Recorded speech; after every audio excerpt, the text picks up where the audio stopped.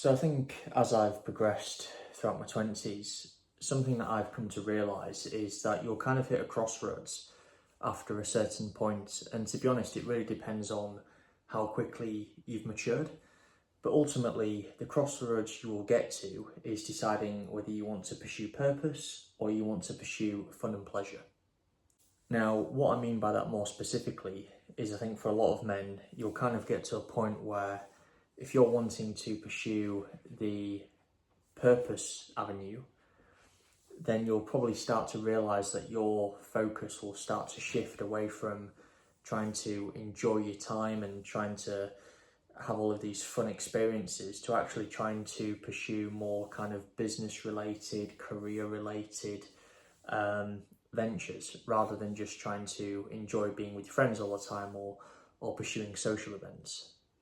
Now, if I could give my own personal take on the situation, I remember I had got to a point where it just felt like the idea of going to social events, going to parties, the idea of enjoying myself, it just didn't really appeal to me. I didn't really feel that I would get anything from it. And I felt like if I did go to these types of events, I wouldn't be able to enjoy it because all of the while I'd be thinking to myself, oh, I could be doing extra work or I could be using that time to do something more productive that would get me ahead in life and get me to a position that I would genuinely feel satisfied with. Quite frankly, I think it's something that a lot of men feel, and it's an emotion a lot of men go through, quite frankly. And I do think part of it is because as a guy especially, us having that competitive spirit about us, we kind of get to a point where we dwell and we wonder to ourselves, actually, how far can I really go? What's kind of my ceiling in terms of my potential and what I can achieve? And I think that's why, particularly in my case, I kind of went down that route of wanting to explore kind of the career path element, the idea of being entrepreneurial, and just really wanting to understand at my very best, what can I achieve? And to me, I think if you're going throughout life, particularly like, let's say for example, 60 years from now, when you're an old person, the last thing I would want to do is look back and think, I never really got to understand my true potential and what I was truly capable of. That to me, that would feel like regret, and that's a feeling that I don't want to have years from now. Because ultimately, a lot of people say this, you only have one life to live. The time we're in now, at the present, we can't relive this.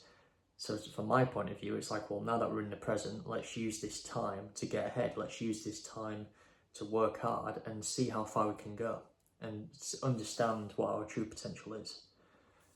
Now, I guess when it comes to the idea of wanting to pursue the purpose elements of the journey rather than pursuing fun, I think something just to be mindful of and wary of is that in pursuing self-improvement, in pursuing the idea of personal development, you will ultimately come across criticism, you will ultimately come across backlash.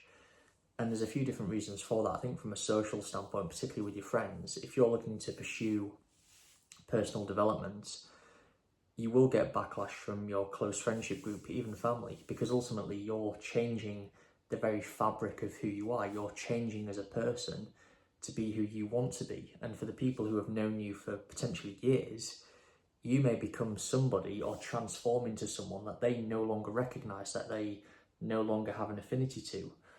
And I think a lot of the time, the reason people become bitter or resent you for developing yourself is because they fear that you may transform to such an extent that you may actually move away from them in terms of realizing that actually you've outgrown the people around you, which, to be completely clear, is a completely normal state of progression to go through. Ultimately, it's nothing you're doing wrong, it's just a reflection of how much you're developing as a person comparatively to everybody else around you, particularly if you're prioritizing personal development and self-growth significantly more than everyone else around you. That's a completely normal experience to go through. I can tell you from personal experience that, through actively seeking out self-development and improvement, I've had countless times where I just feel like I've been undermined. I feel like people have tried to belittle me for literally no reason whatsoever, ultimately just out of probably insecurity on their side.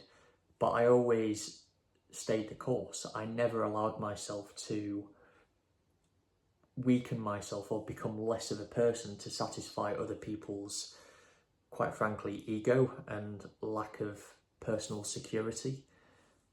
I think from my point of view, that's probably one of the biggest traps a lot of people fall into. They pursue self-development, they get criticised for it, and then for whatever reason, they just choose to digress and almost kind of take a step back from self-improvement just to appease other people that are around them, which I think is a terrible trap to fall into.